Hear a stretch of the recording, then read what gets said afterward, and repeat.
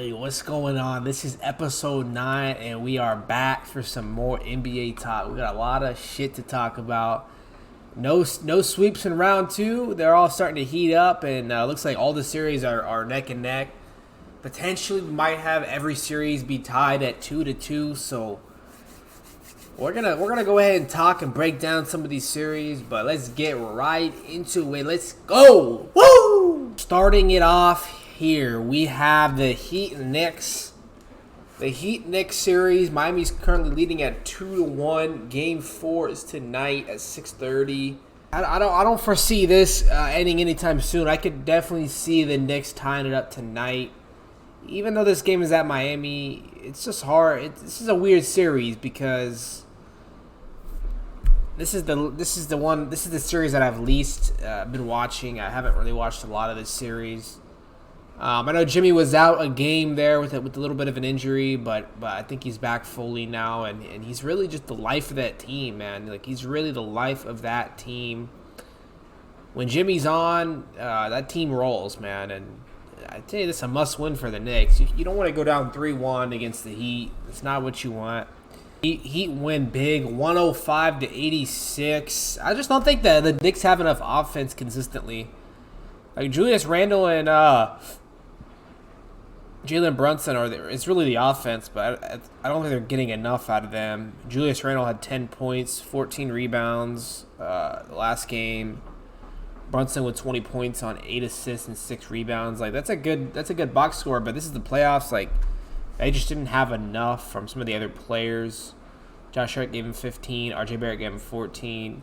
Julius Randle, I think, is the one that needs to step it up. He's supposed to be their franchise player, their best player right now. I think he's really got to step it up a little bit.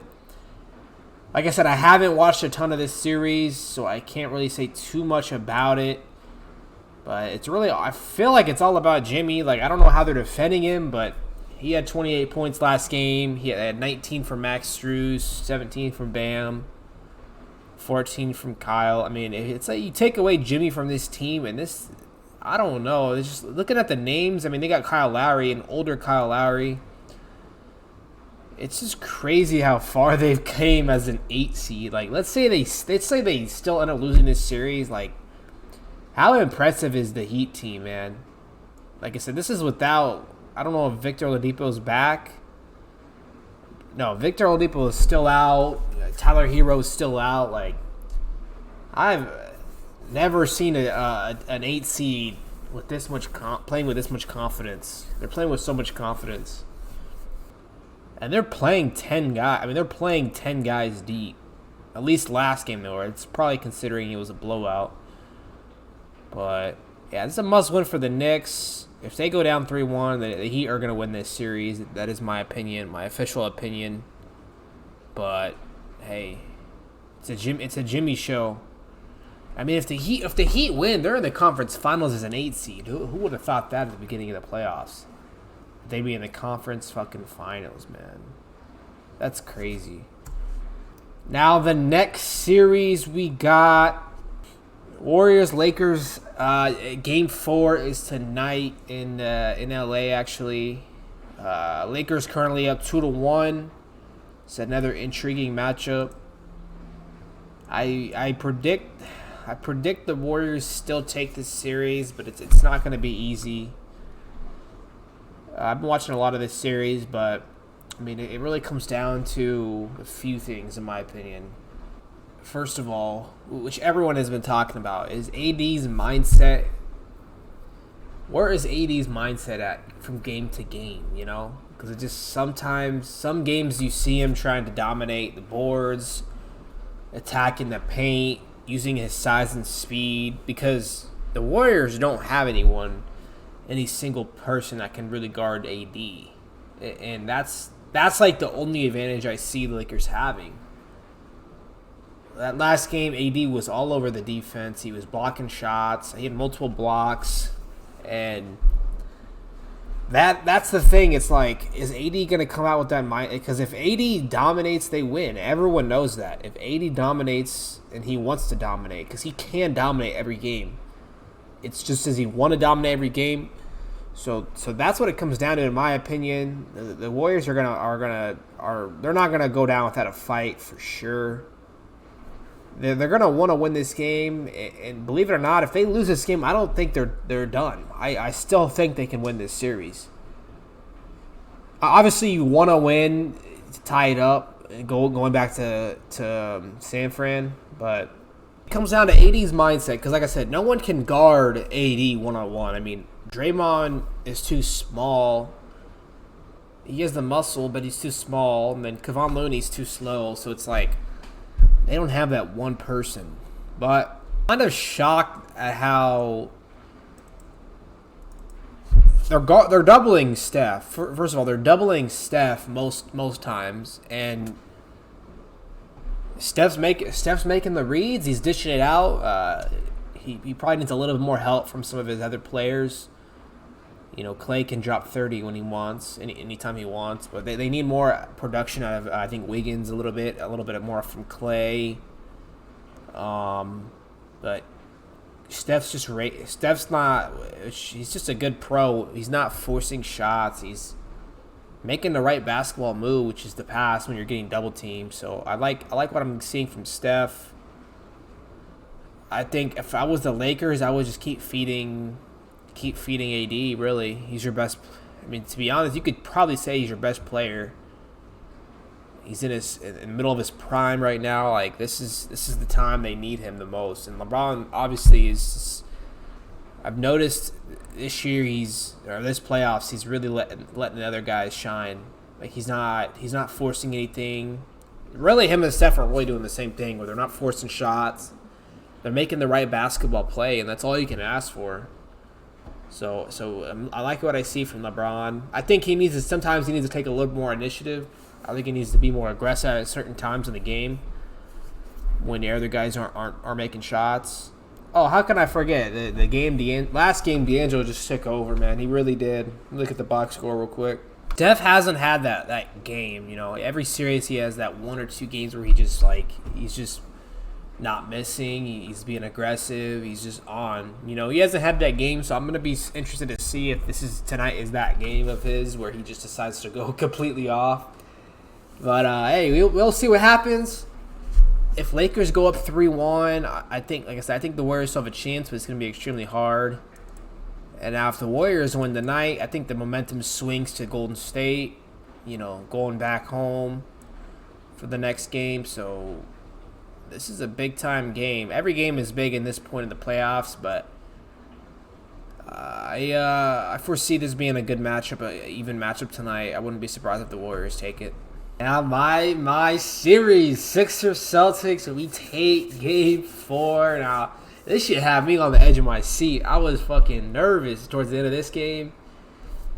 We take the game though, and James Harden decides once again to come through and. You know, whenever he has a big game like this, we tend to win. So, yeah, Harden had 42. Joel Embiid with 34. Holy shit. Harden had 47 minutes total. Embiid with 46. Maxey with 45. And Tobias with 45. A lot of minutes. Big time game from a big time player. And we definitely needed it. Ended up going to overtime. Now I'm going to go react to this last few minutes of the game here. Just a big time performance from James Harden here. And he's been feeling the middies lately. He's been feeling those mid-range shots. He's not really known to be a mid-range shooter, but he was on from the mid-range. He has such a soft touch around the rim too. And we needed every single point from Harden in this game. Now, a lot of noise about Boston not calling any timeouts here or in the overtime. I think it shows that the coach trusts his players. I think that's going to give their players a lot of confidence moving forward. But I feel like you got to call a timeout in this situation. As much as you can trust your players, you gotta call a timeout, get the game plan going, get the right play, so they don't call a timeout here. Yeah, I mean, 14, it's tie game. I get it. You can't really blame him, but they get 2 timeouts left. You probably should use one of them. So this is what they wanted all game. They wanted a Maxey. They wanted Tatum on Maxey all game. He's the smallest guy in the court for us. And they got what they wanted. Tatum's just gonna go left. And then, I mean, this is a good shot here. I mean, you got to take it. You're open. 1.3 seconds left. I mean, NBA standards, that's wide open. NBA standards, that's wide open. Actually, a pretty good contest from Tobias. So, I honestly, when that shit left his hands, I was so nervous. I was like, we're done. I really thought he was making that. I don't know. Just a good pass here. Look at the Celtics. Look at the Celtics. They all think it's going in. Damn. It really was a good look, though. It really was a good look. I was so nervous when he shot this. I was so fucking nervous. Overtime. Here we go. Embiid. Horford played Embiid really well this game, too. I have to give him credit there. Horford might be a little older, but he played him well. Had a couple blocks on Embiid.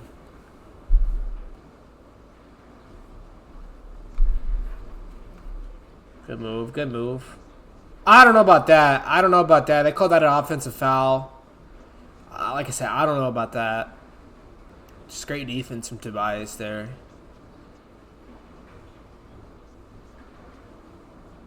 Horford's been making that shot. Horford's been making that shot this series, so that had me nervous there. Because if he makes that, we're down by 4. I mean, we still got time, but you don't want to be down by 4 in that situation. Drains both the free throws.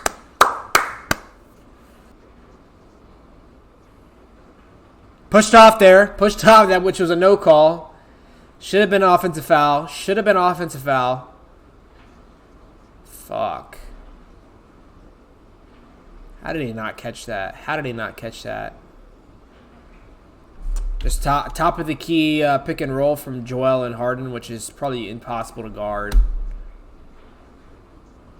Almost turned it over there. That would have been so bad.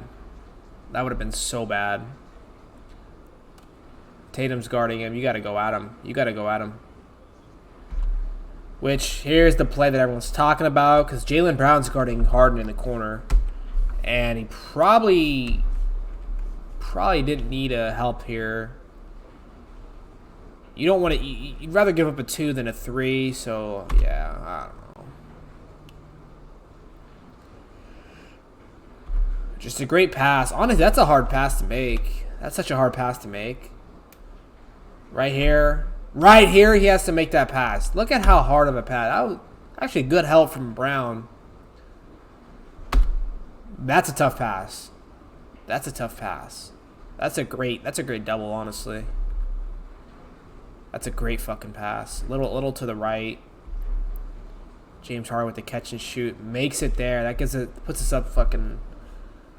What is that, up 1? And then there we go. They don't call a timeout again? I don't know. I would have called a timeout, but I mean this is just way too slow. That's way too slow to get your shit started. Great look, but 1.4 seconds when you pass, that's tough. That's tough for Smart. Goes in, but obviously he was too late on it. We needed this win. We fucking needed this win. But game 6, game 5 will be tomorrow, so that's another tough game. It's gonna be in Boston. Perfect case scenario, we win that, and then go to Philly for game 6, and preferably win that just to get it over with in 6. I don't know. Boston's a tough team. Boston's is a tough team. probably up there with one of the best teams left in the playoffs by far. Just they're so deep. They have multiple guys off the bench that can give you 20, give 15, 20 points. So, I don't know. James Harden is known to not have consecutive great games, so I'm kind of expecting Harden to have another slow game next game. Joel had a sneaky good game, 34 points from Joel. I've talked to someone about this. I don't know if he's completely 100% healthy. I know he has a brace on his leg. I just sometimes, in some points in the game, it seems like he's hesitant to put pressure on the defense and be aggressive. And I don't know if that's because of his leg injury, or I don't know if that's because Boston has pretty good shot blockers and interior defenders. I don't know. But if Harden plays like that every game, which he probably won't, I mean, we can shorten this series a lot, but we'll see what happens next game with Harden. Like I said, I'm expecting him to have a not as great of a game as this game, but I guess we'll have to wait and see. Tie series, man. This is what y'all wanted. This is what y'all wanted. I knew it wasn't going to be easy. I predict the Sixers in 7. I'm sticking with my prediction, Sixers in 7. We're gonna do it. We're gonna surprise the world. It's gonna be tough. It's gonna be tough.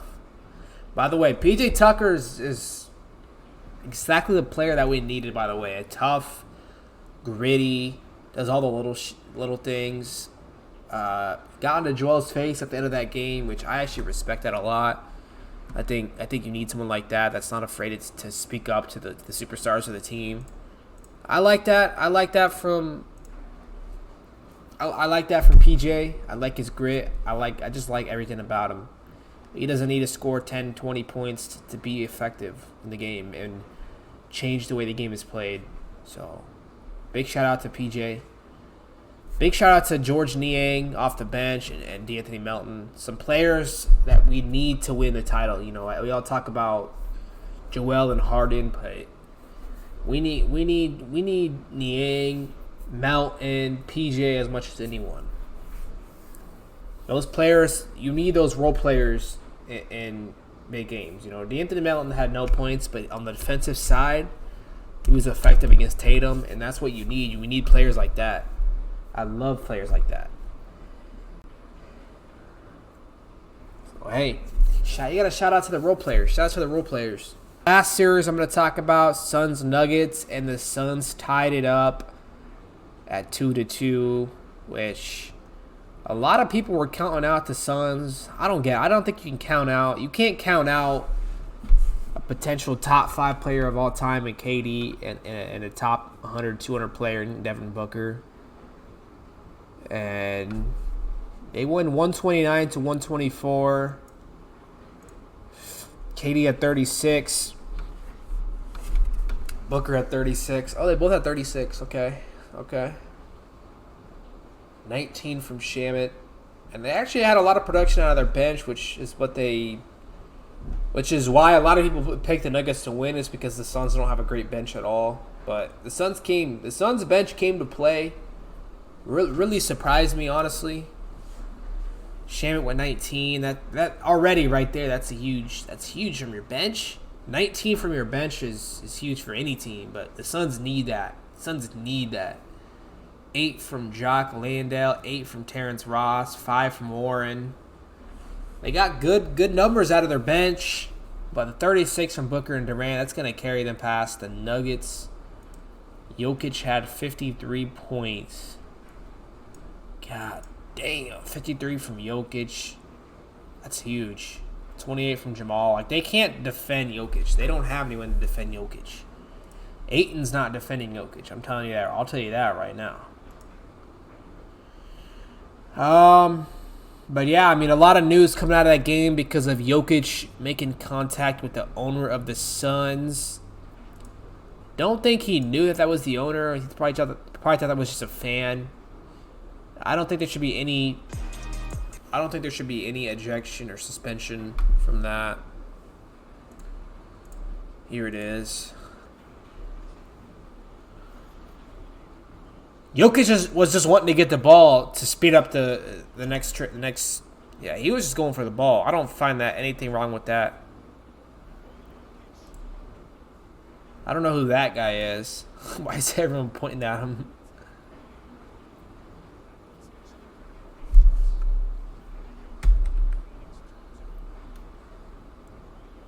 The owner kind of flopped a little bit. The owner kind of flopped a little bit low key though. You can't lie. You can't lie. He flopped a little bit. Hey, he flopped. Why did he sit down like that? Look at his face. Look at his face. Bro, Jokic barely put a hand on him. Jokic barely put his arm on his chest. What a flop. Yeah, no suspension is needed for that.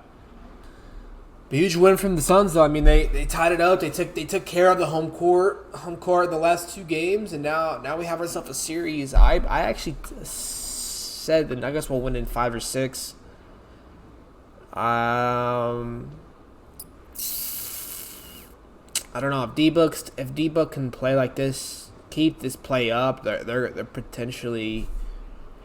If D-Book can continue to play like this, I think they have too much offense for the Nuggets to handle with KD as well. I don't know if. The thing is, you can't double a guy like Booker when you have KD on the team. You just can't double him. I think they need to start doubling him a little bit, if anything, just to get the ball out of his hands. But it's just weird because you have a guy like KD that's standing over to the left or right. You know what I mean? So yeah, I mean another great series. Now it goes back to Denver for Game 5. Might potentially a 7-game series here though. Potentially a 7-game series. Also, got to talk about Joel officially wins MVP.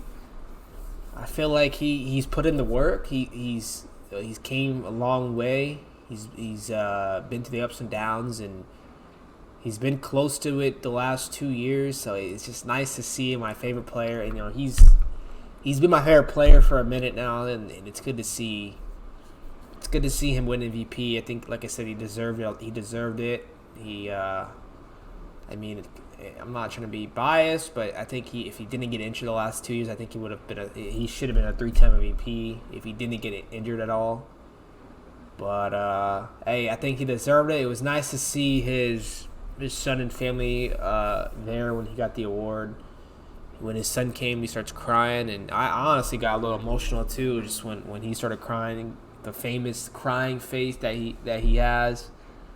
But it sucks that we had to lose that game when he won the trophy, but it's just great. It's great that he finally gets It's great that he finally gets what he deserves, which is the MVP trophy. Well, that's going to be it for episode 9. I hope y'all liked it. I'll be back in a couple weeks with some more NBA content. Maybe some other shit too, or maybe if some music starts popping off or some other sports stuff starts popping off. But as of now, this is going to be NBA playoff talk. Just kind of going over these series. Round 2 is coming to a close. Make sure to hit that like button, subscribe. I'll see y'all next week. Peace!